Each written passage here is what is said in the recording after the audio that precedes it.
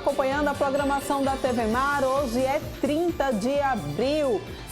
Quinta-feira já, é uma quinta-feira com gostinho de sexta-feira, né, gente? Para você que está acompanhando a nossa programação, eu sou Porlane Santos e a gente inicia mais um TV Mar News para você aqui, 2 horas de programação de jornalismo, trazendo todas as informações pertinentes para o dia de hoje aí, para você que está nos acompanhando, tá bom? E vale a gente lembrar que se você precisa sair de casa, mas não quer perder a nossa programação, é só você baixar o aplicativo da TV Mar no teu celular e você vai ter toda a programação da gente da palma da tua mão. Vale lembrar que nós também estamos passando ao vivo no portal Gazeta Web, então acessa lá www.gazetaweb.com e além de você poder acompanhar toda a nossa programação ao vivo, você também aproveita para ficar informado sobre tudo o que acontece aqui no nosso estado, no país e no mundo inteiro. E a gente também está presente nas redes sociais, então segue a gente lá no Instagram, no Facebook e também no nosso canal no YouTube. Lá você vai poder ver e rever as nossas matérias, entrevistas, programas e matérias especiais também, tá bom? E a gente inicia amanhã dando aquela passadinha lá na Gazeta Digital para a gente ver o que está rendendo matéria para o dia de hoje, o que rendeu destaque para essa quinta-feira, 30 de abril, véspera de feriado, então. Olha só, coronavírus, Alagoas tem mais 5 mortes e número de infectados se aproxima de 1.000. Novas vítimas são 4 homens e uma mulher com idades de 42 a 84 anos. 2 moravam em Maceió e as outras em Maragogi, Murici e Lagoa da Canoa. O número de óbitos saltou para 41 aqui no nosso estado, né? Outras informações, então, olha só, Murici também tem toque de recolher determinado pela Justiça. A gente mostrou isso ontem para vocês que estão acompanhando a nossa programação aqui. A gente tem mais uma denúncia também, um áudio que aponta suposta manipulação de testes para a Covid-19 pelo LACEN. Essas e outras informações é só você acessar então www.gazetadealagoas.com.br, ficar muito bem informado também nesse formato digital. A gente agora vai mostrar para vocês uma matéria, gente, a respeito de um golpe que está sendo aplicado, infelizmente, né, nesse momento de pandemia. Muitas pessoas que deveriam se ajudar, se dar as mãos, algumas pessoas já estão se aproveitando desse momento para aplicar golpes, para tentar tirar essa verba, né, do decreto emergencial federal. A gente vai acompanhar agora na matéria de Mara Almeida.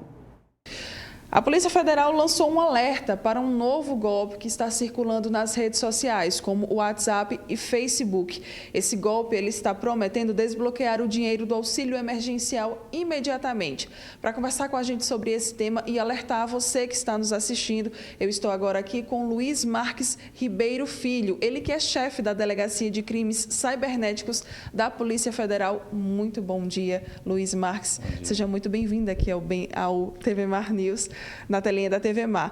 Luiz, vamos começar esclarecendo que golpe é esse que está sendo aplicado? Bom, é um golpe que está vindo pelas redes sociais em que as pessoas dizem que tem conhecimento dentro da Caixa, ou que dizem que tem a possibilidade de desbloquear o benefício do auxílio emergencial.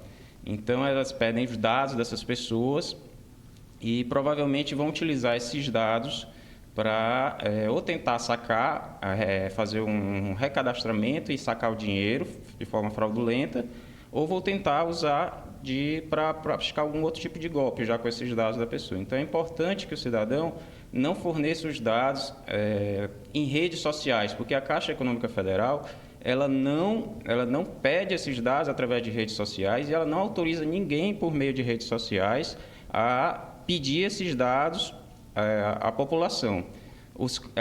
A população, se tiver um problema com a concessão desse benefício, desse auxílio assistência emergencial, ela deve procurar os canais oficiais da Caixa Econômica Federal e aguardar a resposta do aplicativo aos seus recursos. Certo. Normalmente, quais são os dados que são pedidos nesses golpes? Geralmente se pede nome, documentos como RG, CPF, data de nascimento, nome dos pais. São documentos que podem ser utilizados para fazer inscrições em vários sites para conseguir benefícios para praticar diversos tipos de fraude, né? Quem é que investiga esse tipo de crime? A investigação dos crimes relacionados ao pagamento e à concessão do auxílio emergencial, ela está a cargo da Polícia Federal, pois a Polícia Federal entende que se trata de um interesse da União, tanto quando a fraude ocorre no pagamento do benefício, como no momento da concessão. Então, nesses dois momentos, a Polícia Federal, através da Coordenação de Repressão a Crimes Fazendários, determinou e decidiu que será nossa atribuição em razão do interesse da União. Caso alguém seja pego aplicando esse crime, vai ser penalizado? Como é que vai ser essa pena? Olha, a pessoa que for pego praticando esses crimes, ela, dependendo do momento ou do tipo da fraude que será cometida, essa pessoa pode responder por crimes de estelionato, de furto mediante fraude, ela pode responder também por crime de invasão de dispositivo de informática. Então, as hipóteses vai depender do que for constatado, né, do crime que for verificado. Para a gente reforçar, quais que são as dicas para que as pessoas elas evitem cair nesses golpes, Luiz? Bom, a dica é sempre usar o aplicativo oficial da Caixa Econômica Federal. Se tiver alguma dúvida com relação à concessão do benefício, procurar sempre alguém da Caixa Econômica Federal. E caso seja vítima de algum tipo de fraude, pode procurar a Polícia Federal, que nós vamos investigar essa conduta.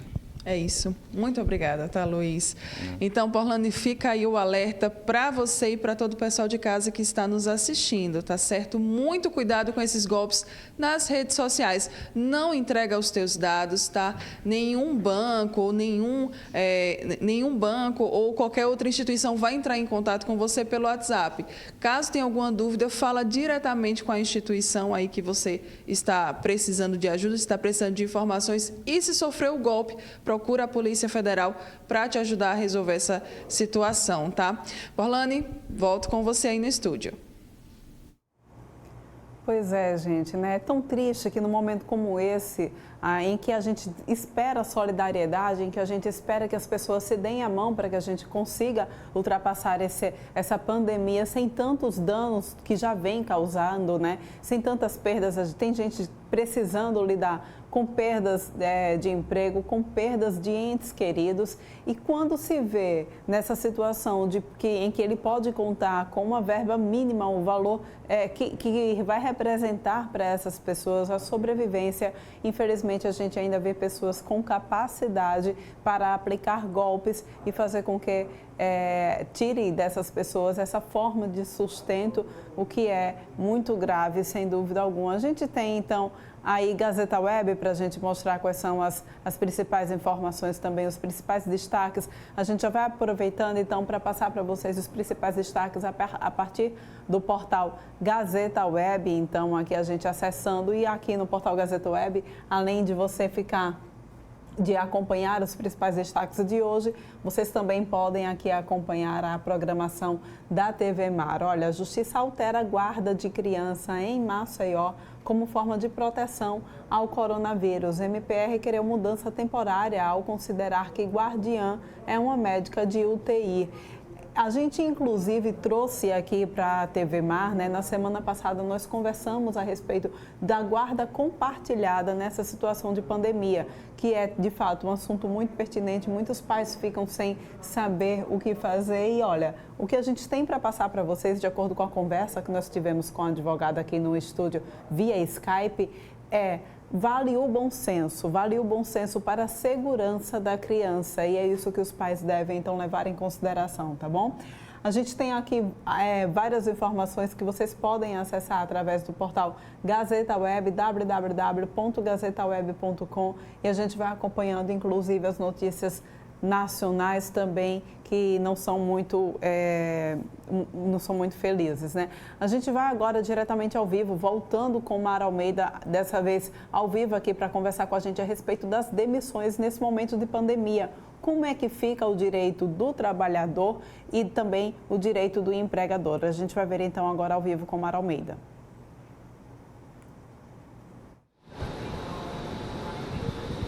Bom dia, Porlane. Bom dia a você, telespectador aí da TV Mar. Bom dia também a você que está acompanhando a TV Mar News, a toda essa equipe aí que está trabalhando para colocar esse jornal no ar. Pois é, infelizmente a crise econômica provocada pela pandemia do novo coronavírus acabou provocando algumas demissões e especialistas indicam que outras também poderão acontecer. Nós estamos aqui agora no bairro do Poço com o advogado Geraldo Carvalho para explicar melhor como é que funcionam essas demissões nessa época. Muito bom dia, Geraldo. Vamos começar explicando para o pessoal de casa, por favor. É possível, é direito do empregador demitir nessa época? Bom dia, telespectador da TV Mar. Bem, é possível. A regra, ela é mantida de forma que é possível sim que o empregador que está passando por dificuldades econômicas demita. Observando-se a regra, é devido a todas as verbas rescisórias que originalmente são devidas. Multa de FGTS, aviso prévio, proporcionais de férias, 13º, aquelas verbas que eventualmente já eram devidas, estavam vencidas, seja férias completas, seja o próprio 13º eventualmente não pago e aquilo que deixou de ser pago, depósitos de FGTS que não foram recolhidos.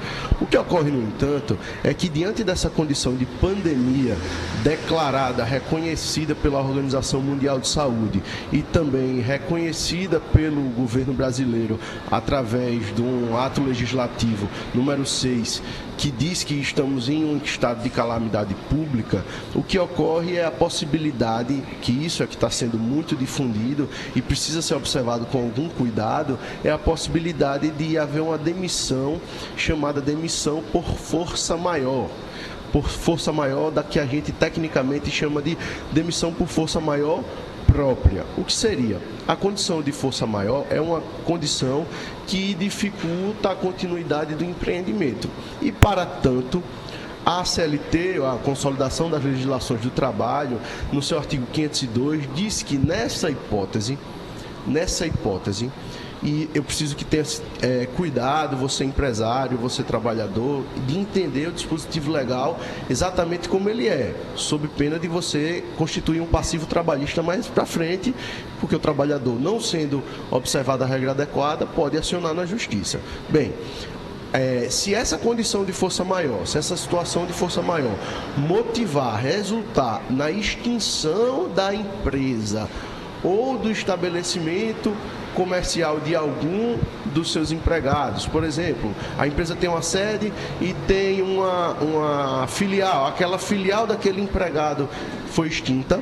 Nessa hipótese, a legislação prevê que o empregador vai ter que pagar as verbas rescisórias, no entanto, de uma maneira mitigada, de uma maneira mais leve. Por exemplo, o aviso prévio, ele não é considerado como devido, tendo em vista que o aviso prévio é para dispensa imotivada. E essa dispensa não é por justa causa, mas ela é motivada por uma razão de força maior. Aí não paga aviso prévio, ele é dispensado. E a multa do FGTS, a multa rescisória, que originalmente é de 40%, cai pela metade. Aí o empregador, o patrão, ele só tem que pagar 20% sobre o FGTS. No entanto, as demais verbas, se tiver saldo de salário, fique claro, tem que ser pago no ato rescisório. Se tiver férias vencidas, férias proporcionais, 13º salário, tem que ser pago no ato rescisório naquele prazo do artigo 477 da CLT de 10 dias. Tem muita gente, tem muito trabalhador que está com dúvida, que está com medo, que está assustado se vai ou não receber o valor ali assim que for demitido. Existe essa possibilidade desses valores eles serem pagos depois ou até mesmo serem parcelados? Veja bem, o parcelamento legal, ele não existe de maneira objetiva, não assiste ao empregador o direito de parcelar essa rescisão, seja ela completa, seja ela mitigada, diminuta, em decorrência dessa causa de força maior, não existe. Não obsta, nada proíbe que seja realizado um acordo entre empregado e empregador, entre fundo trabalhador e patrão, para que ele pague essa verba rescisória de maneira parcelada, a condição é de dificuldade para todos, isso pode sim ser feito um acordo, e a recomendação é que, se houver esse acordo, esse acordo seja levado em algum momento para a Justiça do Trabalho, para que ele seja homologado enquanto acordo extrajudicial, que é prevista essa possibilidade de homologação desde a reforma trabalhista que veio em 2017. É possível agora, precisa ficar muito claro que, assim como aquele acordo de redução salarial com redução de jornada ou de suspensão de trabalho, que tem várias outras opções, ele precisa ser acordado, não pode ser imposto pela empresa. Eu tenho, infelizmente, com muita tristeza observado, recebido denúncias, recebido clientes buscando ajuda nesse sentido de empregadores que estão impondo a assinatura de um acordo, impondo que seja acordado isso sob pena de não liberar o FGTS e o seguro-desemprego. Isso, inclusive, é crime. Isso é um ato ilícito muito grave, que você condiciona o direito daquela pessoa a um acordo que ele deve aceitar de vontade própria, forçado, senão ele não recebe nem seguro-desemprego nem FGTS. Então, essas condutas já estão sendo repelidas pelo Judiciário, inclusive em sede de tutelas liminares. É preciso ter cuidado com isso, não pode ser feito. Se não fizer acordo e não pagar, isso vai acabar desaguando no Poder Judiciário. Então, caso eu não concorde com o que me foi proposto e o meu patrão, vamos falar assim, o meu empregador, ele não me ofereça outra opção, eu posso sim ir até a Justiça e procurar saber dos meus direitos? Sim, claro. O ideal inicialmente é procurar um advogado de sua confiança. A essa altura todo mundo tem alguém que conheça no meio jurídico para tirar dúvidas. Eu acredito que o empregado, o trabalhador, ele precisa ter uma certa consciência do momento. Não está fácil, precisa haver uma maleabilidade. Agora, não pode nem haver abuso por parte do empregador, por parte das empresas, e nem pode haver uma incompreensão. Havendo um acordo, havendo uma conciliação, eu recomendo de qualquer maneira levar à Justiça para que esse acordo seja homologado e que haja segurança jurídica. Não havendo, de qualquer maneira, o acordo vai acabar chegando na Justiça. A rescisão, para hipóteses, que isso precisa ficar muito claro, para hipótese que há o fechamento do estabelecimento empresarial, ela vai ser mitigada porque vai ser dispensado tanto o aviso prévio quanto metade da multa rescisória. Mara, tem um ponto importante que eu queria aproveitar a oportunidade aqui na emissora que tem muita audiência aqui em Alagoas, para falar sobre algo que está sendo disseminado no meio empresarial, que é muito, muito, muito perigoso. Inclusive, infelizmente, até tenho ouvido gente da advocacia vendendo esse peixe que não deve ser vendido. Veja bem, tem um dispositivo legal, na verdade uma teoria jurídica, que se chama teoria do fato do príncipe. Fato do príncipe é quando, por alguma decisão do Estado, ou uma decisão do Estado que a gente chama daquela definida como poder discricionário, por opção dele, ele manda suspender uma atividade comercial qualquer. Certo?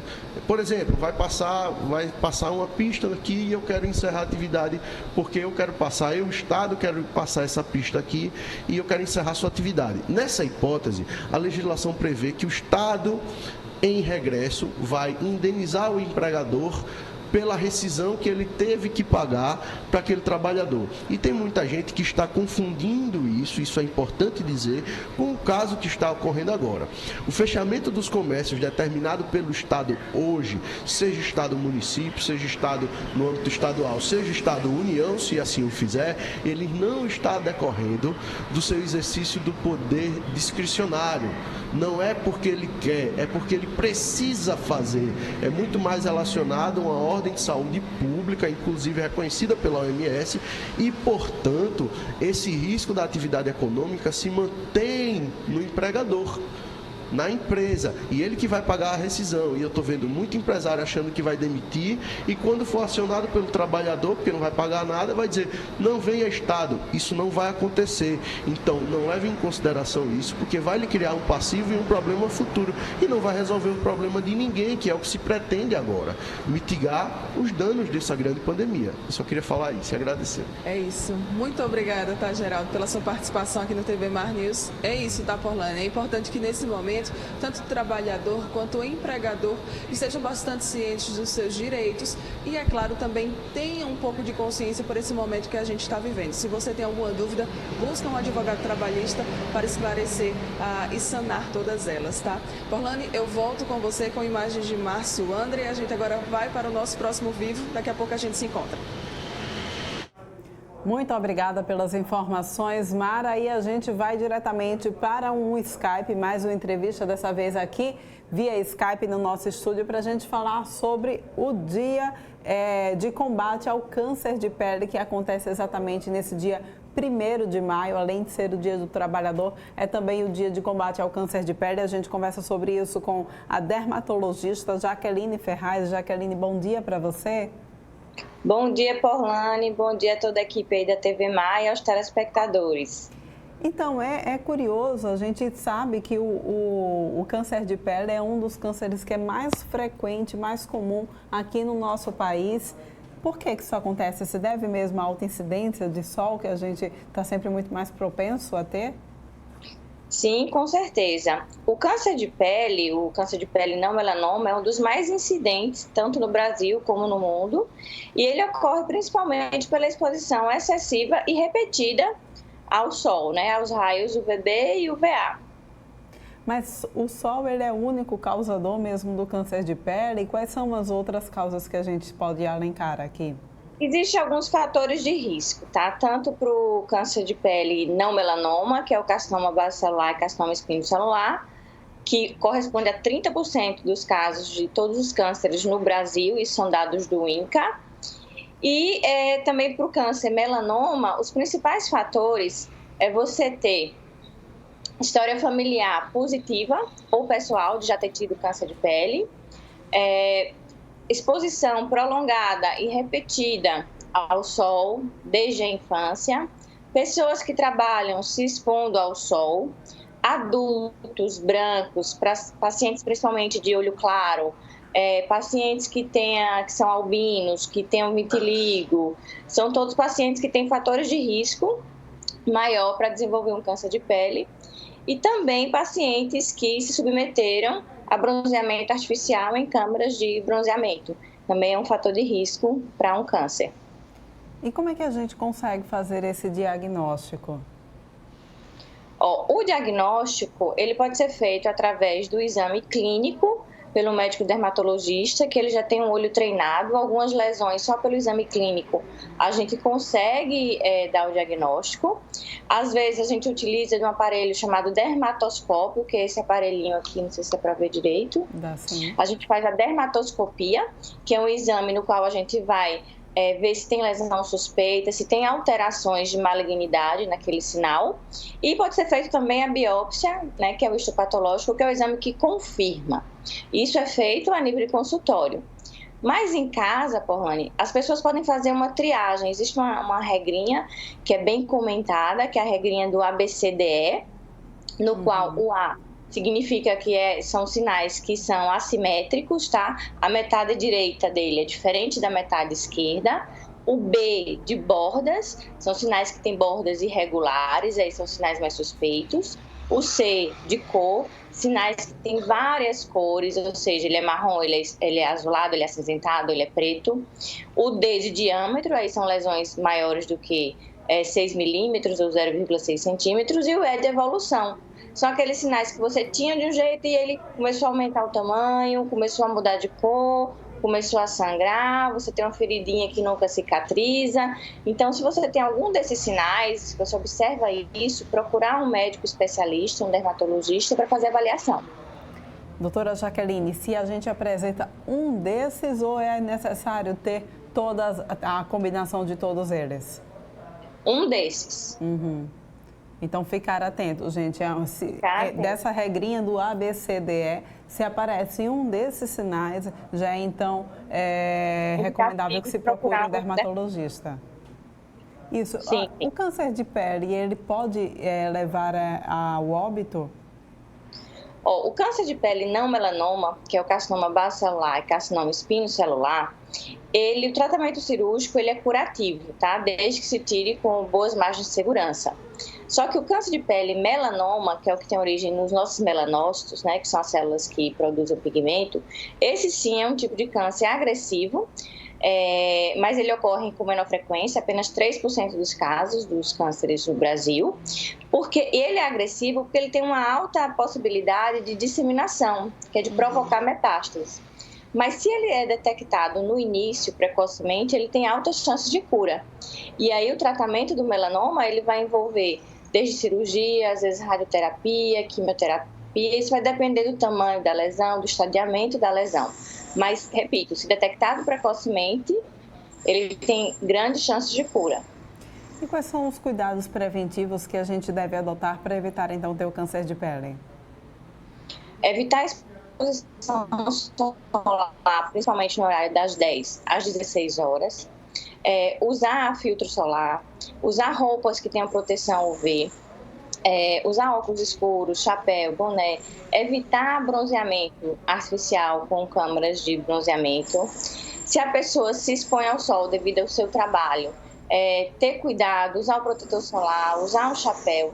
Então, e outra coisa é o autocuidado em casa, estar se examinando, observando se apareceram lesões suspeitas, diferentes, procurar um médico para poder fazer uma avaliação, um dermatologista. Agora, doutora Jaqueline, eu acho que a gente vive num momento em que muitas pessoas falam sobre a necessidade da gente ter exposição ao sol por conta da vitamina D, né? E essa questão da gente também fazer esse equilíbrio com a utilização de protetor solar e evitar o sol para evitar, então, um possível câncer de pele e problemas de pele. Como é que a gente pode equilibrar essa situação? O filtro solar, ele de fato barra digamos assim, a entrada da vitamina D para que o nosso corpo produza a vitamina D? Como é que a gente Na verdade, a produção... Esse é um tema controverso, tá? Mas o sol, ele faz a conversão da vitamina D inativa no nosso corpo na forma ativa. E a radiação que faz essa conversão é a UVB, e a gente não precisa tomar sol no corpo todo, são poucos minutos de sol em pequenas partes do corpo. A gente que mora no Nordeste, que tem muito sol, só o sol do dia a dia, de trabalhar, de fazer uma atividade física ao ar livre já é o suficiente, você não precisa estar se expondo ao sol diretamente. E nos casos das pessoas que têm deficiência de vitamina D comprovada com o exame, a gente orienta a fazer a suplementação oral com a vitamina D. Às vezes só uma cápsula uma vez por semana já é o suficiente. Muito bem. E as pessoas que estão nesse momento, né, de isolamento social, nesse tempo de pandemia, as pessoas que de repente tenham percebido que apareceu alguma manchinha diferente ou que já estavam em tratamento por conta dessa situação e precisam estar isoladas, como é que elas devem proceder diante desse momento de isolamento social? Existem alguns colegas médicos que já estão em atendimento, tá? Existe a possibilidade também do contato com o seu médico via WhatsApp.